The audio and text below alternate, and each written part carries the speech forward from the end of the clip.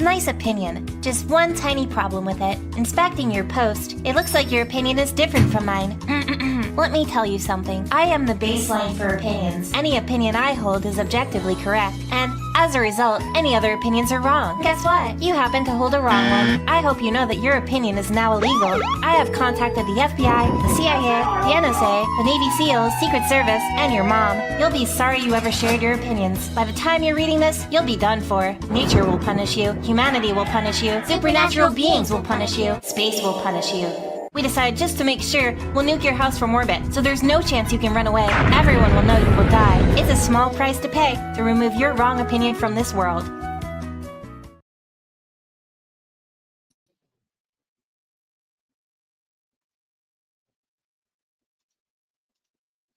All right. Hello. Welcome to another, stream where I'm reacting to another failure Vtuber agency that decided to be stupid. Obviously, I don't. Let's see. Compare if it's worse than Vshojo.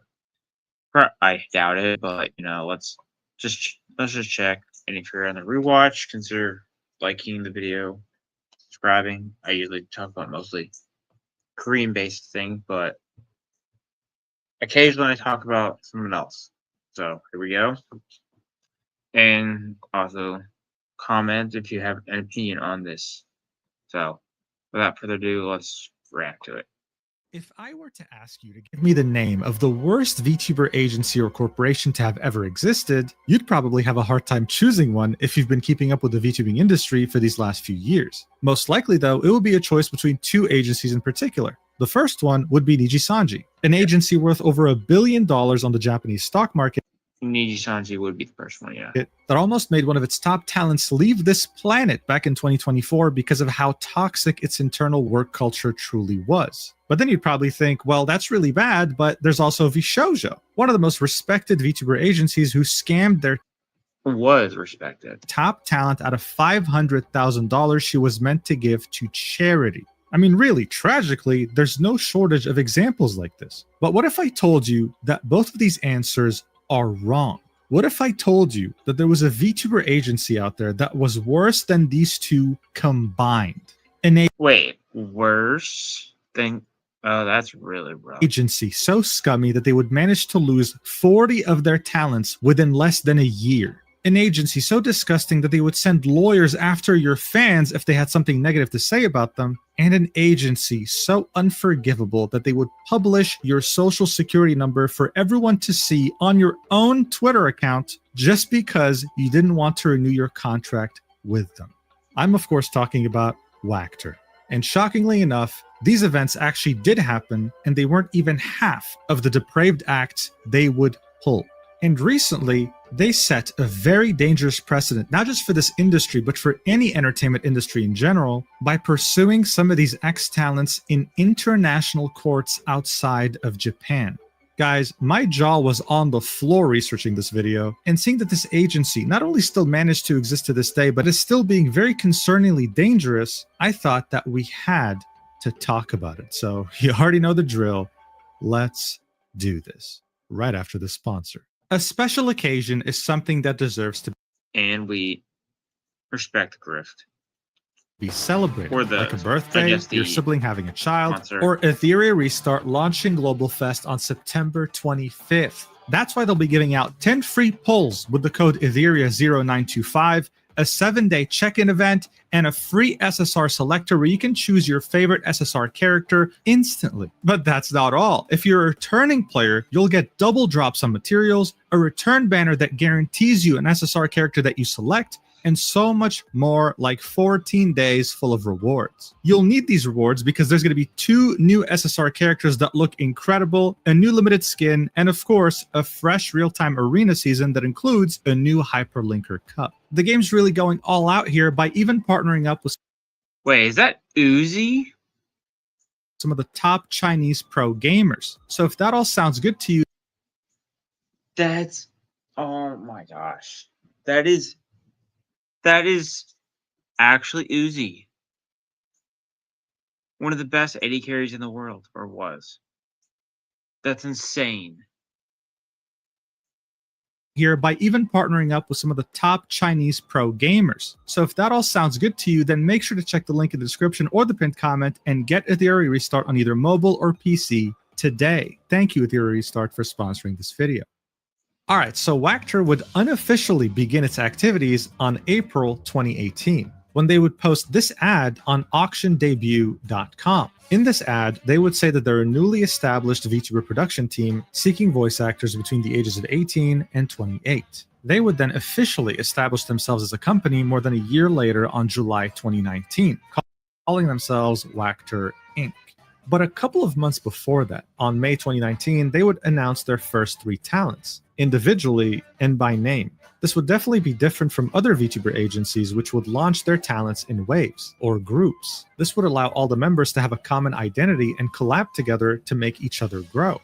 In Vtuber's case though, there was none of that. They would stream by themselves in a disorganized manner, and it felt like they weren't even part of the same corporation. I mean, they weren't even collabing together. But Vtuber's management didn't really seem to be too bothered by this because in the meantime, they were too busy recruiting more people. A few months later, they would recruit Mitsurugi Lia. That's a name you should remember for later. But I'm not even going to bother telling you the names of the other VTubers, because around the end of 2019, Vtuber would recruit 6 more. You know that piece of advice you get when you open a business, which is don't expand too quickly? Well, Vtuber was just taking that advice and wiping their ass with it. By the end of 2019, this newly established company had 11 talents. Eventually, as things would start to get very confusing, they'd finally divide their talents into groups and give them names. The first 5 members would be officially called the Mirage Wave.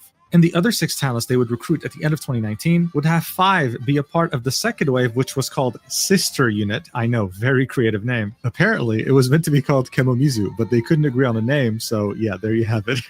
Anyway, finally, you'd have the 6th member in their own group because they were meant to be a VTuber that would stream exclusively on Bilibili, which is pretty much Chinese YouTube. So Vtuber was already trying to diversify. They essentially debuted 2 different waves. The first one barely got any footing before they decided to announce the second one. And within just a few months, they would start dropping like flies. This was already a red flag, obviously, when you see members of your first wave start to leave in under a year. But this was 2019. VTubing was still niche in Japan and unrecognized globally. Because of that, people wouldn't really look too deep into this, thinking that this might have been caused by some disagreements or the growing pains of a new company, choosing to instead celebrate the short legacy of these talents while saying goodbye.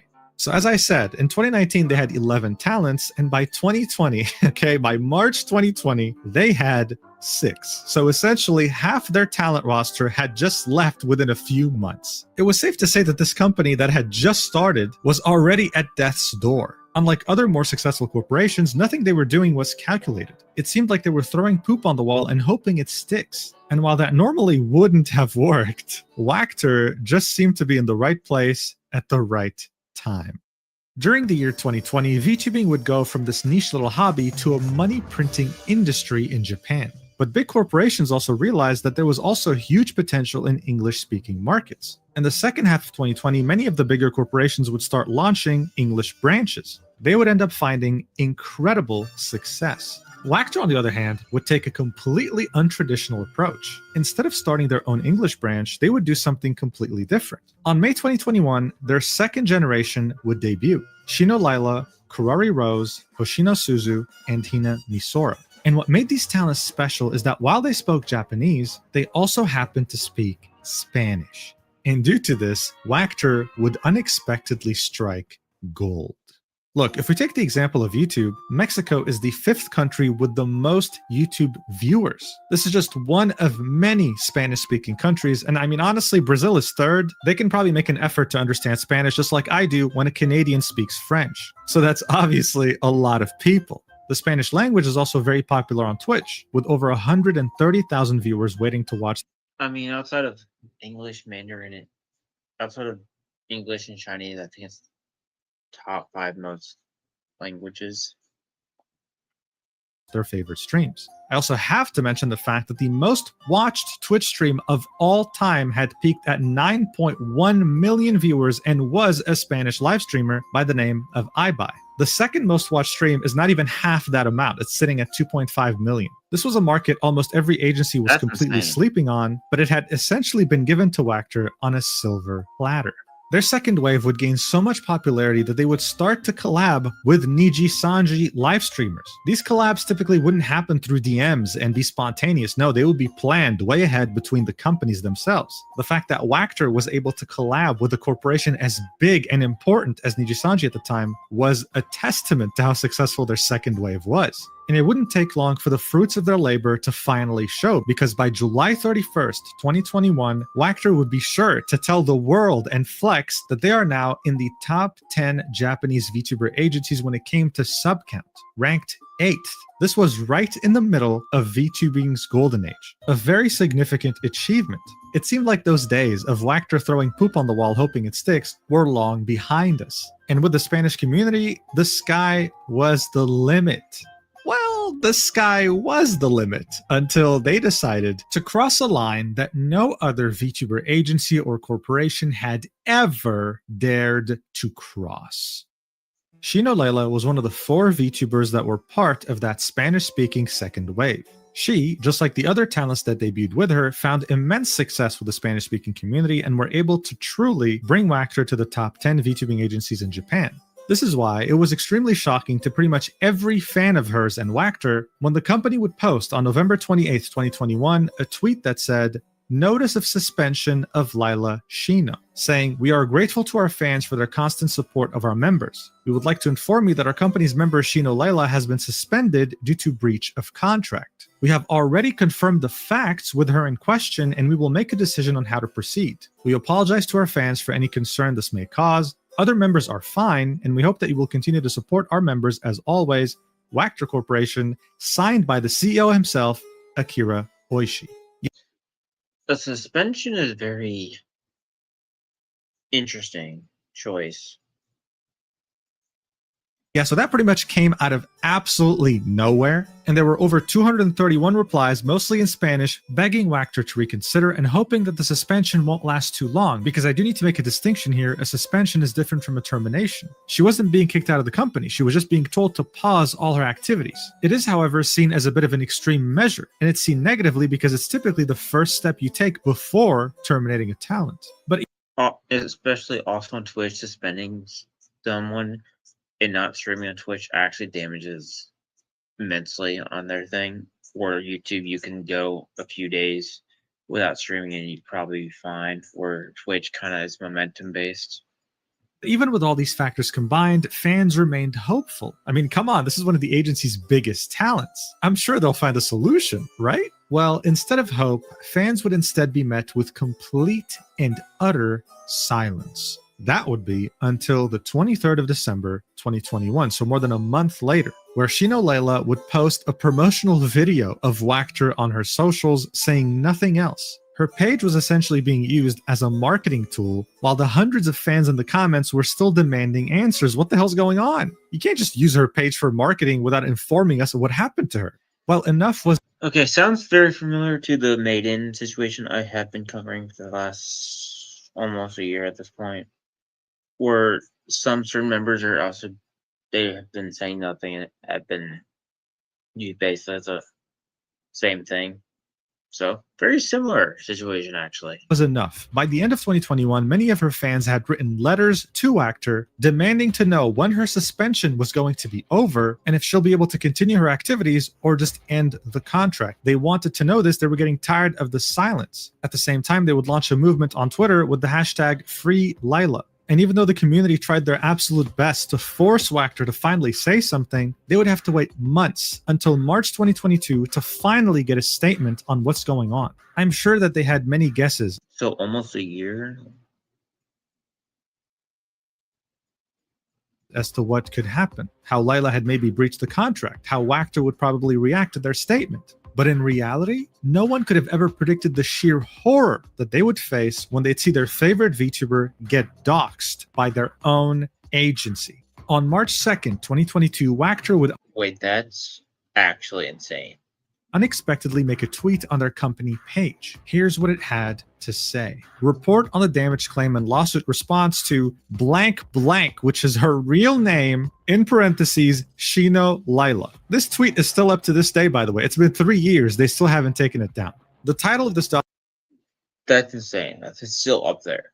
document was report on the damage claim and lawsuit response to blank blank. They would go on to say that this whole thing happened because of her problematic conduct. It was discovered that you are engaged in VTuber activities, including monetization outside of the company, which is prohibited by the contract. Her activities were suspended. Even after this suspension, she kept her personal account private and acted as if she was the victim, thereby bringing discredit to the company. It was also confirmed that she instructed her followers not to leak her account to the outside world by taking screenshots of what she said on that private account. Yeah, I think it's fairly obvious. Vtuber didn't really bother hiring any English translators, which is why this is so badly translated. But overall, this entire suspension and them having to dox her in public for no reason was because she had a personal social media account, right? She had a personal YouTube channel. Sounds... Yeah, it's very looking like very close to the MADEIN thing as well. Personal Twitter, and would sometimes use those things instead of being Shino Layla 24/7. They would file a claim for damages against Shino Layla and would also take it a step further by saying that they're working with their lawyers to consider legal actions against literal fans of hers that are defaming the company. Fans, right? We're not even talking about talent here. They would end this by saying that they weren't going to respond to any inquiries on the matter, and that the reason why they took so long to respond to this was because it's a very serious Very serious, they say. Likely story. Okay. problem. This was the first time that a VTuber to respond to this was because it's a very serious problem. This was the first time that a VTuber company or agency had committed the biggest form of taboo you could imagine. VTubers are VTubers because they care about their privacy, their anonymity. That is basically the cardinal sin of VTubing. You don't dox them or take out their anonymity. That's the whole point. The fact that this company was willing to absolutely destroy that anonymity if they had any problems with you as a talent was the worst look imaginable. People were absolutely shocked. Now, usually when someone leaves a VTuber corporation, they also leave behind their identity because that name, that model, the brand itself belongs to the corporation. So they are not legally allowed to mention it. They can't say that I used to be this VTuber at that corporation. This is why. But that's becoming less and less a thing nowadays. Because people are there's more graduations occasionally. People find out. And especially in India, I think people are more willing to, like, reference the old identity than they used to be. At least opposed to like 4 or 5 years. At least 3 to 5 years ago. Why the response of the woman who used to be Shino Layla would be so significant. She would quote tweet Vtuber's statement and say, since this is published by the company itself, so apparently it looks like I have the right to say I was Shino Layla? Am I the first VTuber in history to be doxxed by her own company? Guys, please get me the trophy. Someone would then ask, at least, I guess at least she's memeing it, which is kind of funny. What? Isn't it illegal to publicly name someone in this kind of way? To which she would say, yeah, it's illegal, lol, both in Thailand and Japan. She'd specified this since she wasn't even in Japan. She's Thai. Now look, this was already a lot to take in as a fan. Okay, that does explain why she's, Spanish speaking, since a bunch of Thai people, I've noticed, are able to, can understand Thai through Spanish, or people, Spanish and Thai kind of, as well as the Filipino as well. Fan of Vtuber, especially a Spanish-speaking fan that loved the second wave. But this was still the beginning. On the same day that they doxed Shino Layla, they would also suspend Kurari Rose, another member of the oh boy, here we go. second wave. The Spanish community that was handed on a silver platter to Vtuber was now getting tired of this company that was seemingly going downhill. The top reply to the suspension tweet would say, please go indie, this company is going downhill, you can collab with whoever you want, you can do whatever you want, we will follow you wherever you go. Now, when VTubers are usually faced with something like this, like a corporation having it out for them, they might back away or silence themselves out of fears of legal repercussions. But what Vtuber had done was such a disgusting violation of privacy that the VTubers were not going to just stand idly by, especially with the massive support of their fans. And so the woman behind Shino Layla would come back under a new persona by the name of Eileen Noir, and she would tweet this out almost a month later on April 16th, 2022, saying, I would like to inform you the current situation of me, the person in charge of VTuber character Shino Layla, and a former member of Vtuber Agency. Please see full detail in the image below. Here's what she had to say. First of all, I would like to apologize for causing concern to everyone. My name is Eileen Noir, and I was in charge of the VTuber character Shino Layla at Wactor. The agency contract between Wactor and I, at the latest, have been cancelled by March 2022. However, on the 2nd of March 2022, Wactor has posted a document on their official social media regarding report of damages claim and legal action against the person in charge of Shino Layla, which exposed my real name that does not need to be exposed at all to the public. Furthermore, the content posted on that social media is not considered as a fact in my point of view, and it terribly damaged my privacy and honor as it is a one-sided information, which is very shocking to me, and I feel terribly sorry for causing this concern to everyone. As of now, I have signed a lawyer contract to handle all of this matter, so I'll refrain from making any further comment regarding this matter at the moment. Moreover, I would like to inform you that the lawyer has already contacted Wactor several times in order to discuss our differences in point of views of both parties. However, at this moment, Wactor has never responded. Therefore, I decided to consult with the lawyer once again, and we have determined that this matter is difficult to resolve through prompt discussions, so I decided to post this letter on my social media account in order to inform the situation to all of Shino Layla fans and related parties. Lastly, I'm terribly sorry for causing concern to everyone. As for future activities, I would like to challenge myself once again to deliver entertainment as Eileen Noir. I would like to take this as an opportunity to start a new journey. I will do my best, and I will be very happy if you support me once again. Signed, Eileen Noir. So yeah, there was no reason for Wactor to release her full name. This was pure and utter pettiness. Her contract This is like spite or something. I don't understand. was going to expire on March anyway, and it seemed like she wasn't really interested in renewing. When Wactor found that out, they suspended her and stopped her from being able to make money, which is why she started streaming on her personal account. At this point, this wasn't a VTuber agency, it was like dealing with the cartel. But Eileen wasn't the only one to speak out. Marin Marino, who used to be Kurari Rose, would also release a statement at the same exact time, saying that the reason why the contract was terminated was because her and Wactor have cognitive differences and it is difficult to build a trust relationship. She intended to be Kurari Rose until the end of her contract. But seeing that Wactor took her access away from those accounts and didn't let her go live anymore, she couldn't, and it wasn't her intention. She would then specify that on March 2nd, 2022, Wactor hadn't terminated her, they had just suspended her, which means she's technically still under contract, and they weren't intending on letting her go. They wanted her to stay trapped, kind of like how they had trapped Layla for months. She said that she hired a lawyer as well, but that he had not heard back from Wactor. They seem to be ghosting everyone, and of course apologized to her fans, hoping that they'll follow her on this new journey. So Wactor was truly using every dodgy method in the book here, all in an effort to control their talents and force them to stay with them for extended periods of time, even though they might have signaled that they wanted to leave and not renew their contract. There's a creative side hustle almost nobody is talking about, and it's not content creation, being a YouTuber or a streamer or freelancing. It's voice acting. And with the right strategy, total beginners are... This was very nasty behavior, but it was also concerning because it didn't seem like they had any limits. You pissed them off? Well, you're fair game. It didn't matter if you were a talent or a fan. And after these incidents, people were very well aware of that. To say that things were looking bad for Wactor now was an understatement.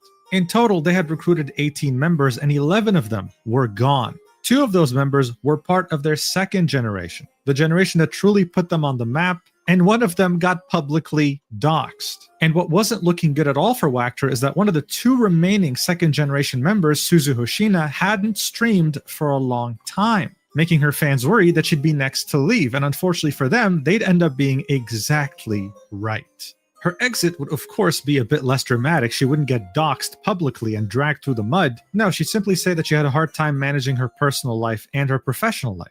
But that's her probably wanting to avoid any drama, because in reality, if a coworker of mine was publicly doxxed by my own company over some stupid bullshit, I'd want to leave immediately too.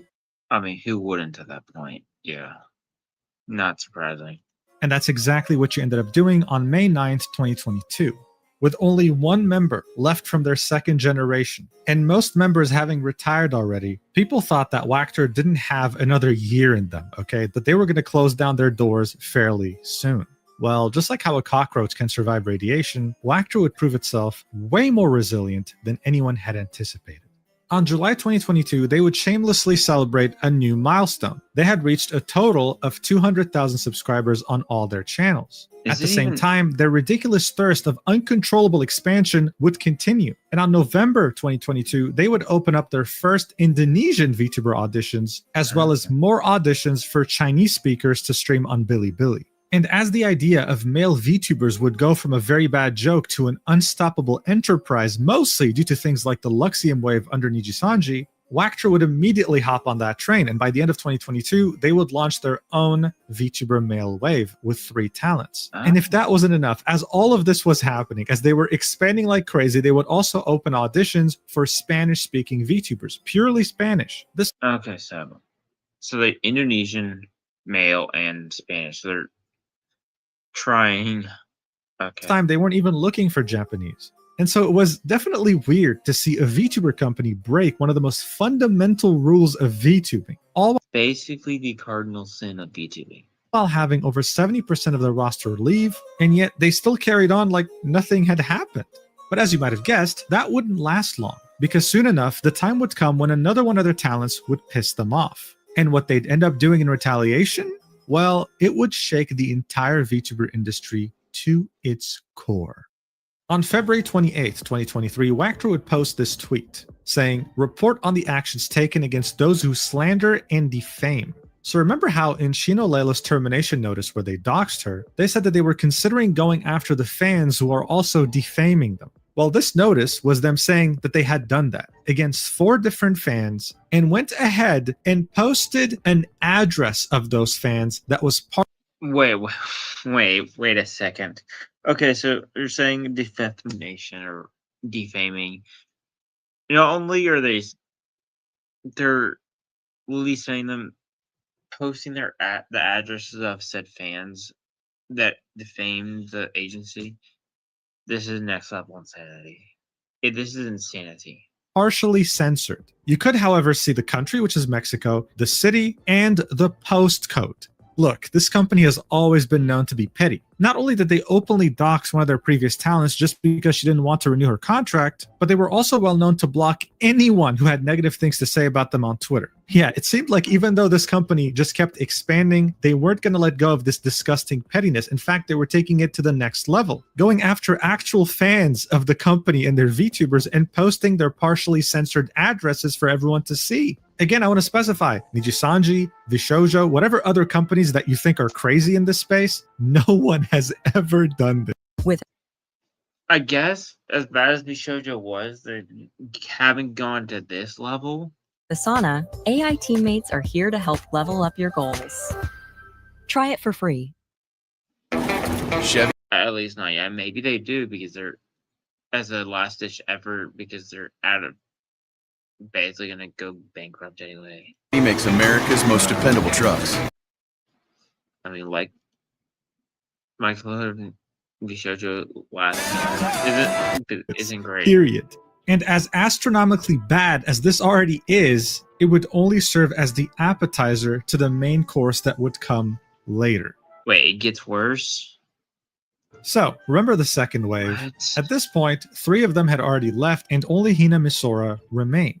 Seeing that she was the only Spanish-speaking VTuber left from that very successful wave, her channel grew exponentially, becoming not just one of the biggest VTubers in the agency, but one of the biggest Spanish-speaking VTubers in general.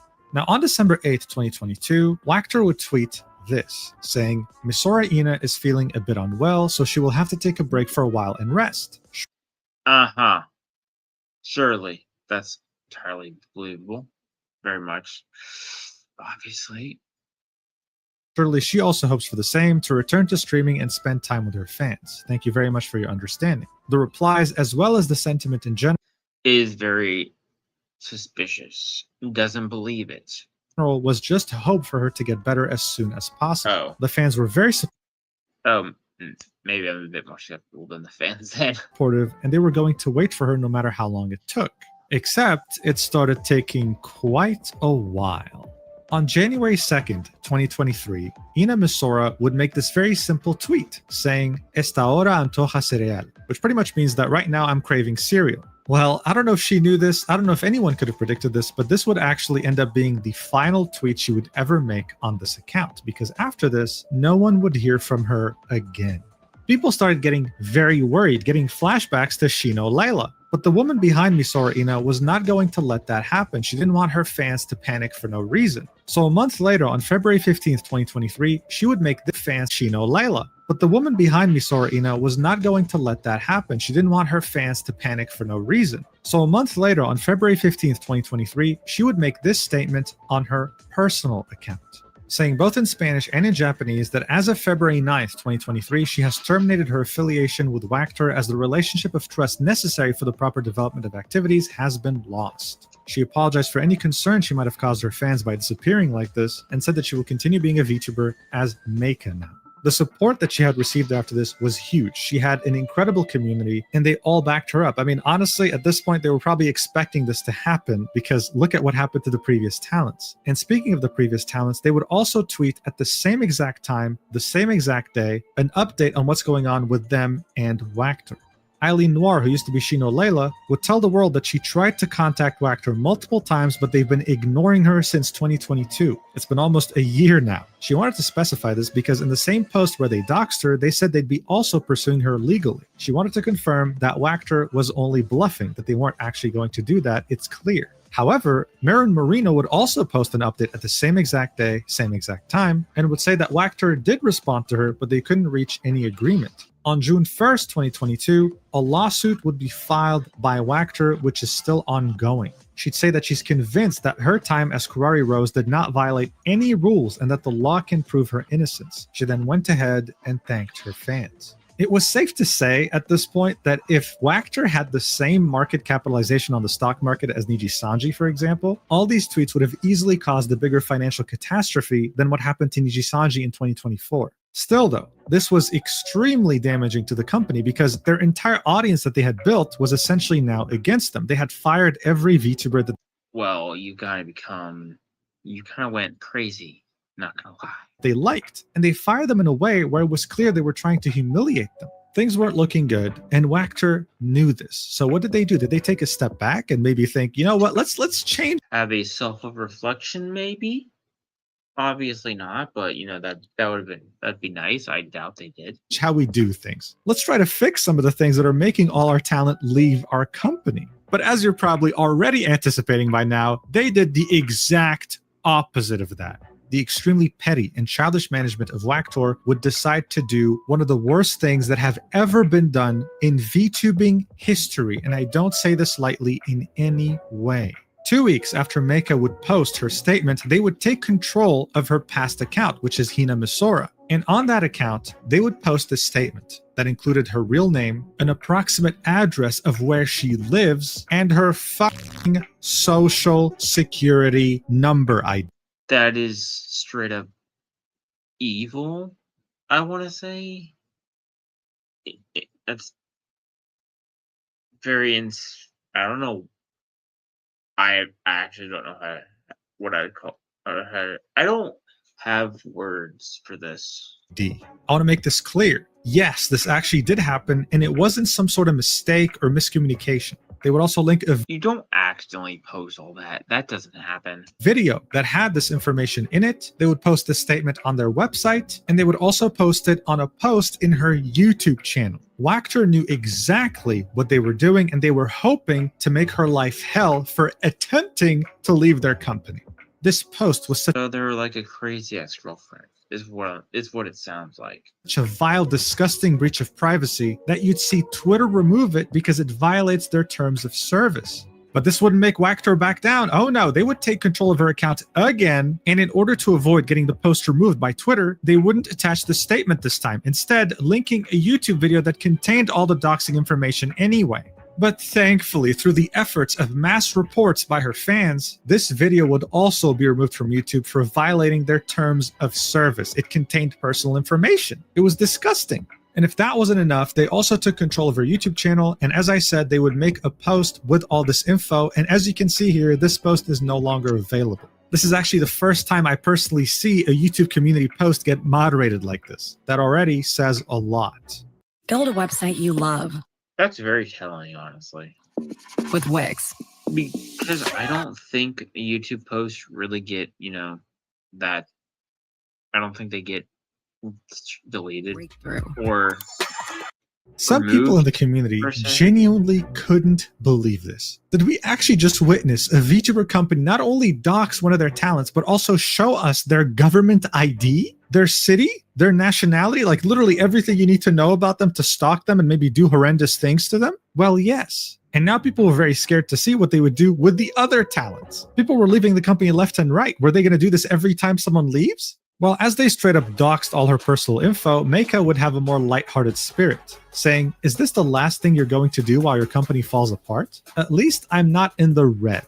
Hinting that the company wasn't doing too well financially and that she was pretty much leaving a sinking ship, which isn't really hard to believe as a VTuber company when you dox your own talent. And she wasted no time whatsoever. On the same day she got doxed, on February 28th, 2023, she held her debut stream of her new model. It was a huge success and the entire community was right behind her. But look, even though she had her head held high, I'd be lying to you if I said that it was all fun and games. A couple days later, Meika would admit to the world that she always struggled with the idea that she was a half-C, a term in Japan given to people who are only half Japanese. For most of her life, she was ashamed of this. She felt like the statement by Vtuber, which doxed her, was meant to fully target that vulnerability, exposing to the world that she is not Japanese, that she's only half, that she currently lives in a country that's not Japan, even going as far as posting her national ID. Nowhere in the statement did it say that she breached the contract, because she hasn't. To her, it was clear. The company and the CEO himself were trying to corner her. She would then admit that if this was the old her, not the current her, that she would have probably tried to leave this planet over this. But that now it's different. She has finally gotten to the point where she can accept herself and won't let these cruel people simply win. She would end this by saying that she's now consulting with a lawyer on the matter and that she genuinely thanks her fans for being here. So overall, a horrendous situation that I wouldn't wish on my worst enemies. To dox someone's name is already ridiculously taboo, especially in VTuber. That's just taboo in general.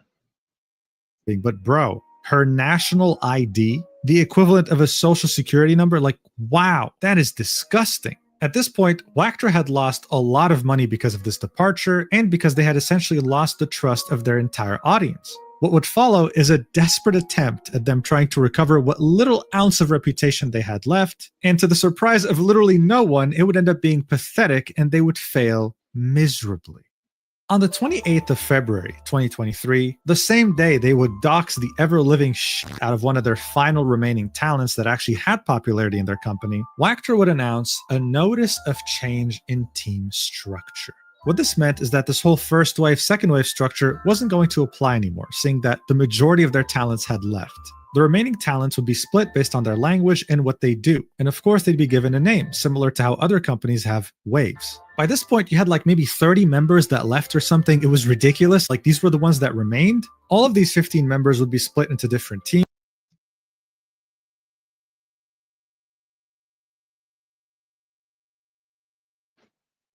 But here's the thing. They would be specifically instructed to have the team name in their name and not have any mention of Vtuber in their description or branding. Just as a reminder, they hadn't apologized once for anything they've done so far, so this was them essentially saying, we don't want to take any accountability, so just take our name out of your description and branding, and let's just pretend like nothing happened.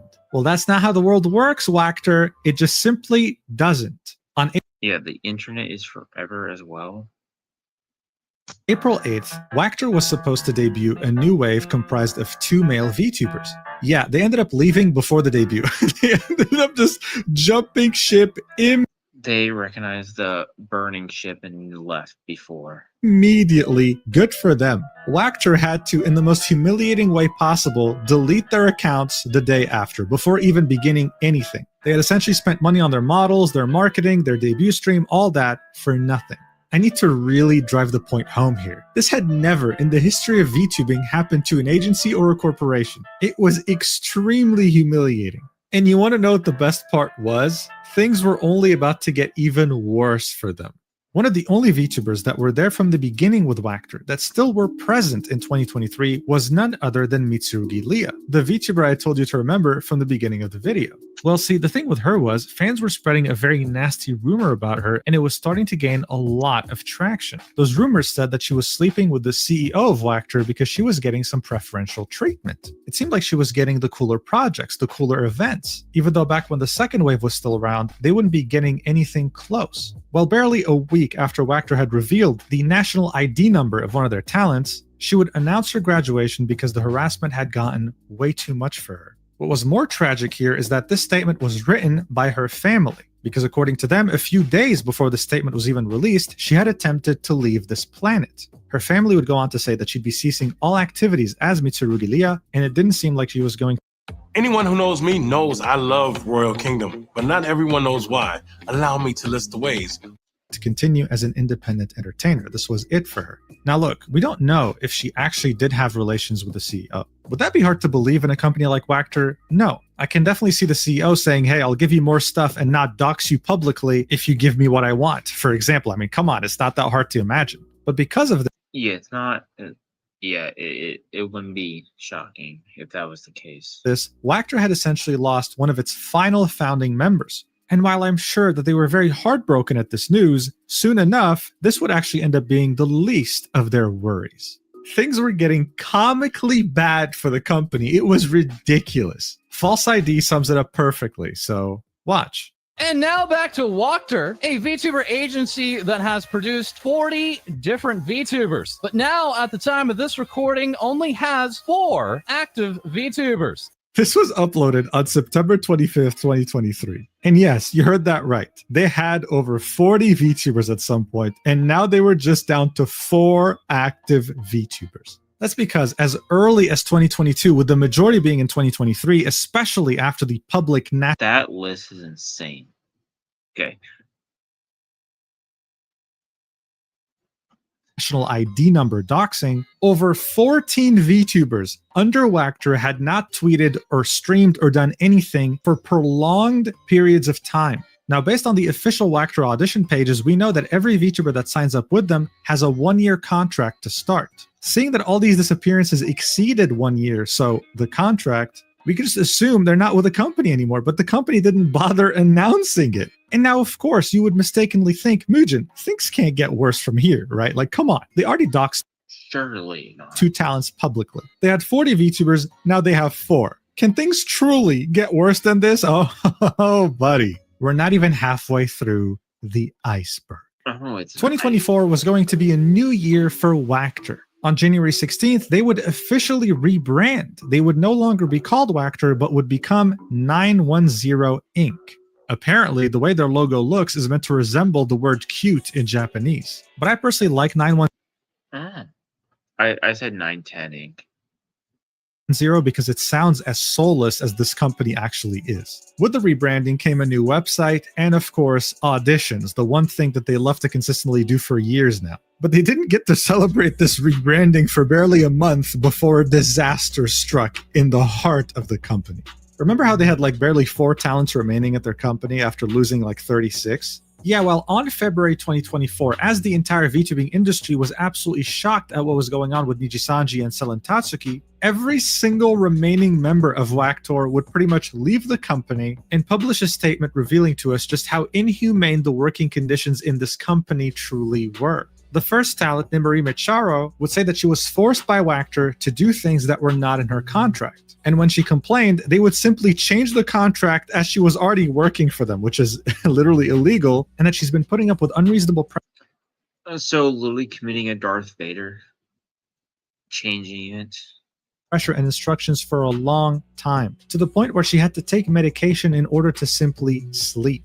Another talent, Himaragi Ageha, would make this statement, saying that while under Wactor, she was forced to perform work not included in the contract, same as Nimorime Chamo. The amount of staff work was clearly not proportional to the amount of money involved. Within the company, she would experience fearful and high-pressure behavior, as well as sexual or power harassment. She would even receive instructions that prohibit taking prescribed psychiatric medication. She would say, until now, I did not have the courage to press charges because I owed my agency the money I needed for my activities. However, I found myself in a situation where I was under mind control of the office management for a lengthy period of time and reached my mental and physical limits. I think this is a bad translation. Mind control could be anything, like gaslighting or whatever, but you get the point. More specifically, I suffered from severe withdrawal symptoms when I stopped taking my psychotic medication. This led to repeated self-harm and becoming dependent on alcohol. Finally, in March of the year before last, I attempted to leave this planet but failed, and was yet given a directive order to continue my activities. I now suffer from a conversion disorder and will be hospitalized in the future because I have difficulty walking and speaking. Because of this, I have decided that it is no longer possible for me to establish a trusting relationship with my office. Bro, what do you mean a trusting relationship? Prisoners are treated better. Regarding the accusations above, we have already consulted with relatives and lawyers and recorded and videotaped everything. In the future, we intend contacting the company through our lawyers, including payment of debts. So yeah, absolutely dystopian, like ridiculous. The fact that you would force someone to not take their medication and force them to work after attempting to leave the planet. I just can't understand what the hell's going on. This is insanity. I'm telling you, my jaw dropped multiple times researching this video. Another talent would also leave the company. Some of these statements and things that are this video, I just don't know how to explain it or how any words for it. By the name of Kobe Ururu, saying that he couldn't stand how people were treated in the company, including himself, specifying that he had witnessed many VTubers suffer so much damage because of this company. Check out the expanded strength equipment at Planet Fitness. This is just straight up insane. Join the club today for $1 down, $15 a month. Cancel anytime. Now through October 10th. Planet Fitness is proud to partner with Boys and Girls Clubs of America to create stronger, kinder communities. I will find every last member of the Yote Six. And finally, you'd have Tenjo Yuga expressing the same things, more specifically when it comes to the contracts. They had pointed out to management that this is a fake contract. This can't, legally apply, right? Well, whenever one of the talents would ask questions about the contract or have second thoughts, they'd be repeatedly threatened by Wactor. This, much like everything else they were doing, was extremely illegal. Again, I'd like to specify this was all happening as the Selen Tatsuki controversy was taking place with Nijisanji. So people weren't really able to give this the attention it deserves. The fact that this company wasn't really established to make money. The CEO practically made it to take advantage of people, to make them go in debt, unable to leave, and to simply physically and mentally abuse them whenever he liked. It was absolutely disgusting, and they essentially had lost all of their talent. No surprise there. But as you've seen so far in this video, this company is so pathetic and desperate to stay relevant that they would literally do anything just to stay afloat with a crumb of relevancy. A few months would pass by, and Wactor's newest strategy in order to gain some sort of relevancy again was to commit yet another frowned upon industry taboo that no one had done before. Seeing that they had no talents left, they decided to bring in new actors to revive dead characters, starting with Mitsurugi Leah. They would reopen the channel, would reuse the Wait, what? Okay, wait. So archived all her old videos and brought in a new person, but used the same avatar, I'm guessing? That is... technically, that's identity theft. At that point, that's technically identity theft. Yeah. the same model, but would have a different voice behind. Okay, so it is the same model, different voice and different person. So that is quite literally identity theft. Her. By the end of 2024, they would officially open auditions to revive dead VTubers with new actors. This is genuinely one of the worst things you can do. Look, if you don't... That's straight up identity theft, isn't it? Watch VTubers, maybe you wouldn't understand the gravity of the situation. But I mean, just think, when you watch an anime and really enjoy someone's voice and then they get recast halfway through a season, you'll probably be pissed, right? Yeah, think of it that way, except this is... I mean, I wouldn't say pissed. It's a little weird, but sometimes it happens for one reason or another. This isn't just a voice actor. This is an entire personality. This is someone that you'll buy merch of and will support whenever they do new projects. And now they're being bastardized with a new actor, showing you how much the company doesn't give a single shit about them and therefore doesn't give a shit about you. If it wasn't obvious yet, taboos didn't mean anything for Wactor. And judging by the view count of Mitsurugi Leah today in 2025, when they had just streamed 2 days ago, getting 500 total views on a live stream of 2 hours means that she probably had maybe 10 live viewers. Okay, fine, maybe 50. It's safe to say things aren't going well, and I can't imagine what the new voice actress is going through right now. Because even though Wactor changed their name to become Cute Inc. or whatever, the management didn't change, and we have proof of that. Look, by 2025, it was already a miracle that this company even existed. But it seemed like through partnerships and maybe selling some private shares, they were able to still remain. And unfortunately for literally every human being on Earth, they were still trying their best to succeed as a VTuber corporation. Seeing that they had lost most of their talent, they tried their best to recruit already established content creators like Devil Nya.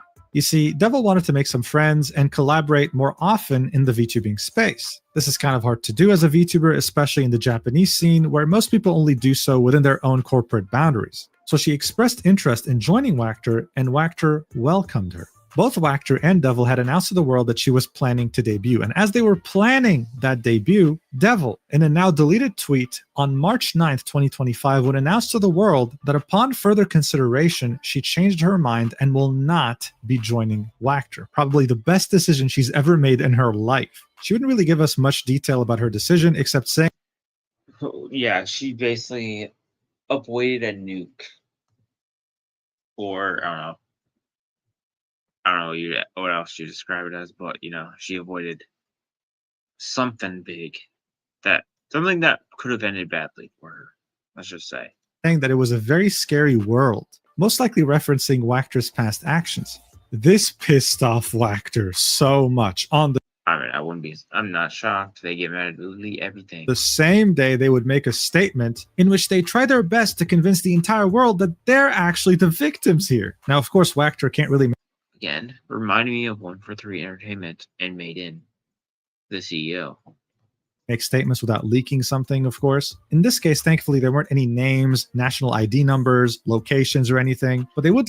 The fact that you have to say this time there wasn't any just shows, how messed up it been. Leak a Discord message from Devil that was sent to, I guess, one of the managers or higher-ups of Wactor, with her saying, after seeing how things are, I do not feel like the others here are serious about their VTubing activities. As such, I do not see the point in continuing in this environment. They were essentially trying to make her out to be a mean girl, someone who was insulting their talent and their company, thinking that she was above everyone else. But really? That's how you're trying to play it? Come on, by now people knew better than to just trust Wactor for their word. Their track record was abysmal, and for good reason. They don't deserve the benefit of the doubt.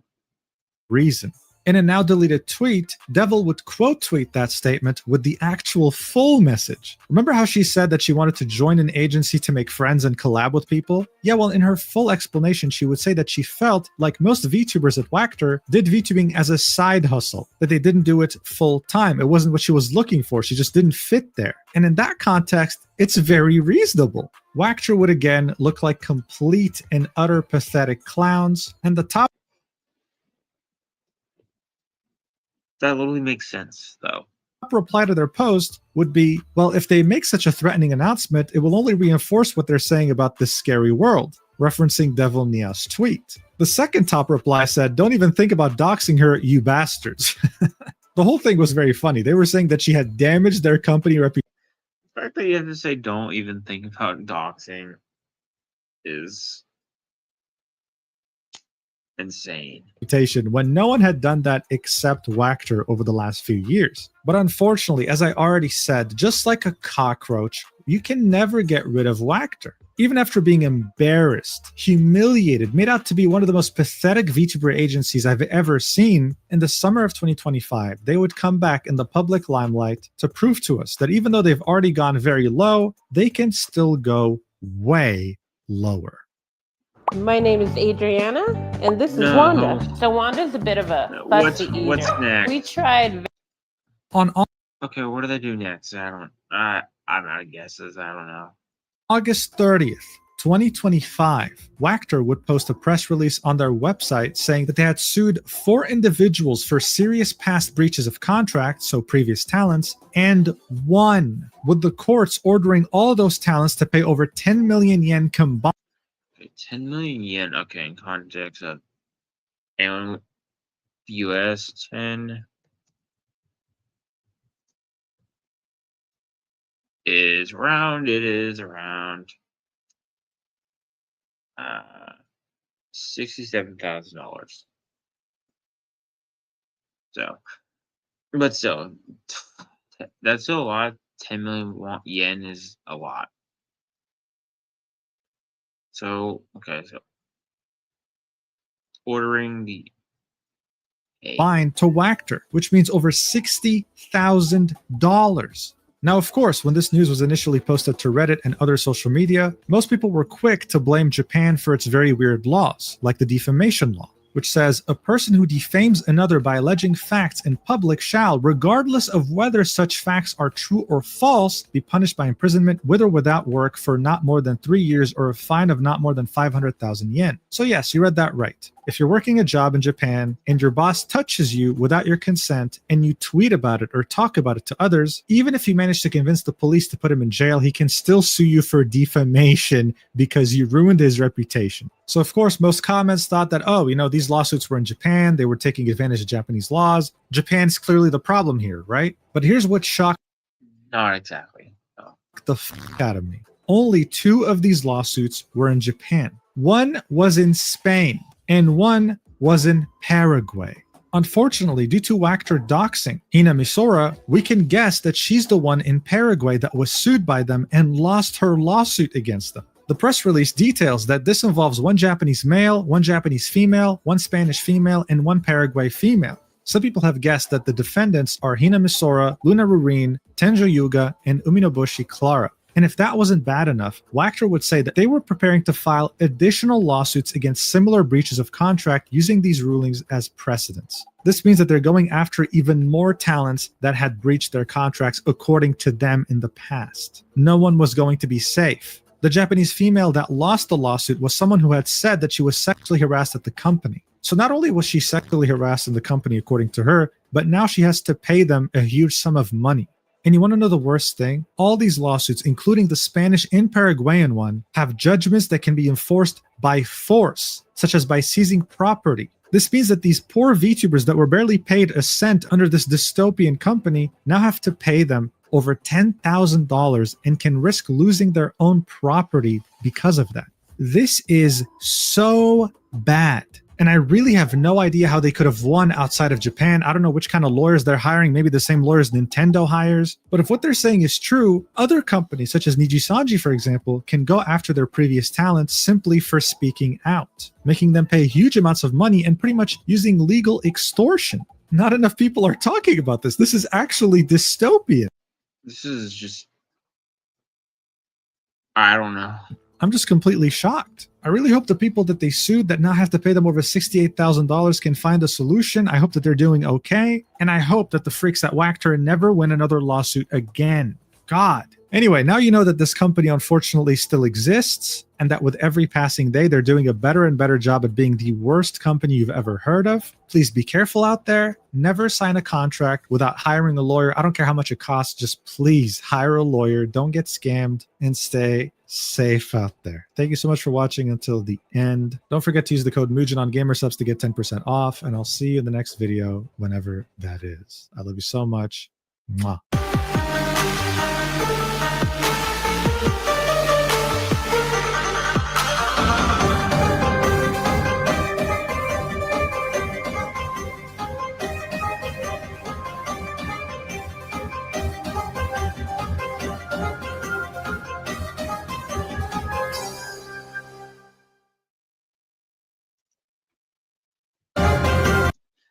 All right.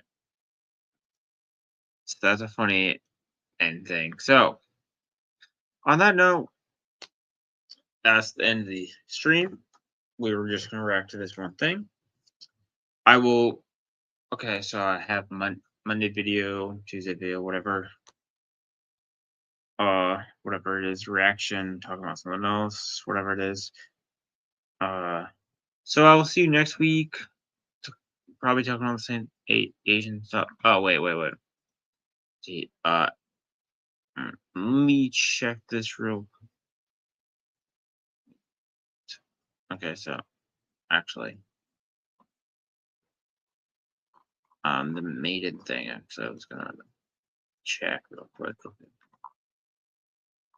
Okay, so we're talking about maiden since that was semi-related. Okay, so yeah, so one of the members that had Suhei, which I mentioned once Tuesday video, been AWOL. Same with Yasu, but someone saw her.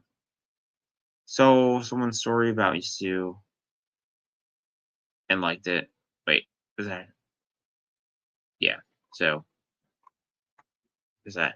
So that's what else is it? yeah, so that's why I was talking about it, because it's kind of similar to the CEO and playing victim and stuff like that. So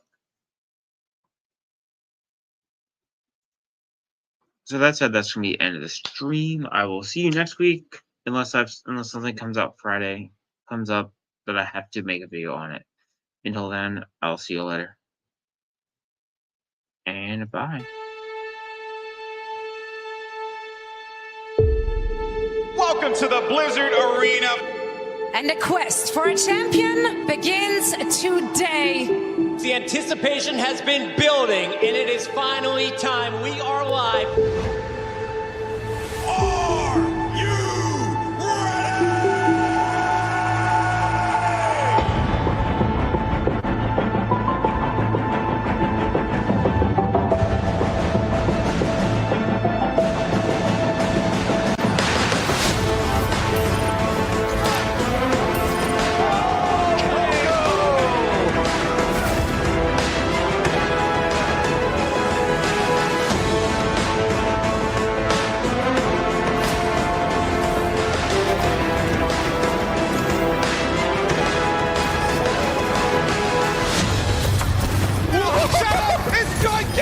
That is a really... Can you get over the roof there? Oh my. Oh my, what a play, what a grab! Another jump here off the high ground. Super goes forward, but gets stuck up. The EMP comes in, and ding, he rains down hell from above. Here comes Pine. Gets one, gets two. Looking for a bit more, gets another one. Neptuno down again. That heralds disaster generally for the Fusion, and Carpe wasn't far behind. Prophet, he's killed 4 players now on his own. From Vancouver, locks him in the sound barrier. Sound bomb coming in from John. Oh my God, he does it again. Flooded down moving onto the Widowmaker, taking the clutch into his own hands. The headshot after headshot after headshot.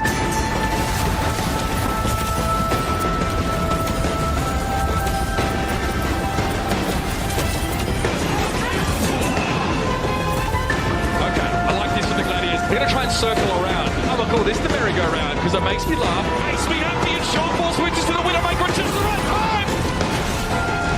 Oh, the Raven!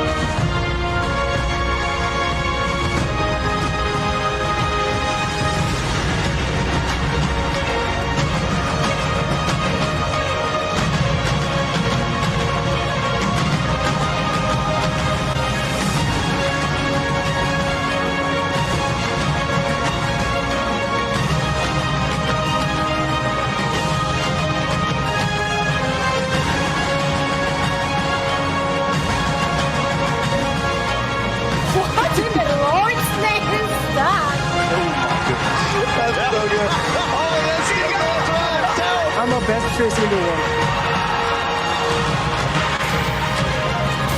Oh my word!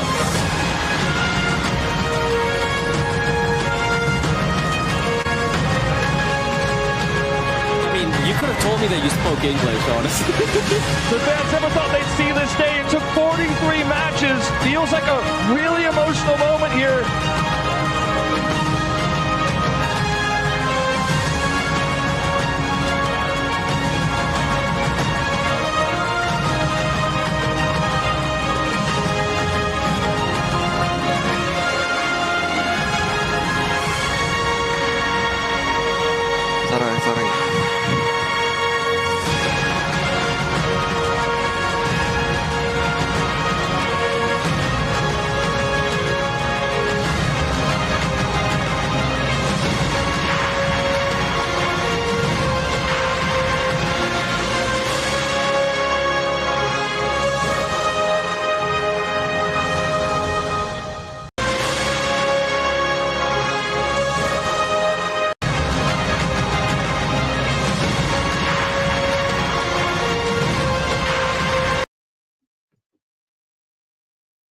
All right, I'll see you later. Bye.